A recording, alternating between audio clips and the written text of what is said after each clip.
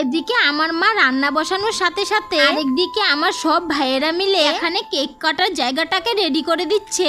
এখন মায়ের রান্না বান্না শেষ হওয়ার পরে এখানে আমার ছেলেকে তো খুব সুন্দরভাবে তিলক করে দিচ্ছে। এরপর আমিও রেডি হয়ে এখন ফ্রিজ থেকে বের করে নিয়েছি বেশ কিছু মিষ্টি। এখন মিষ্টিগুলিকে একটি প্লেটের মধ্যে নিয়ে চলে এলাম এখন কেকটাকে সাজিয়ে দিতে। প্রথমে এদিকে কেকটাকে আগে বের করে নিচ্ছি, এরপর কেকের মধ্যে সবগুলি মোমবাতি ধরিয়ে এদিকে আমার ছেলেকে নিয়ে বাবা মা বসে গেছে কেক কাটার জন্য। তো এখন আমার ছেলে কেটে নিচ্ছে কেক। কেক কাটা শেষ হওয়ার আগেই দেখি যে সব বাচ্চারা মিলে সবগুলি বেলুনে ফুটিয়ে দিচ্ছে। এরপর এখন কেক কাটার পর আমি চলে এসেছি আমার ছেলেকে কেক মিষ্টি খাওয়াতে। আর এখন আমার ছেলের সাথে সাথে মা বাবাকেও মিষ্টি খাওয়ানোর পর দেখি যে তো সবাই কেক দিয়ে ভরিয়ে দিচ্ছে। এখন সবকিছু এনজয় করার পর চলে এলাম খাবার দাবারের দিকে। এখন সবার খাওয়া শেষে এখন বসে গেলাম খাবার খেতে। আর খাবার খাওয়ার পর দেখি যে ছেলে আর মা মিলে পুরো পাগলের মতো নাচতে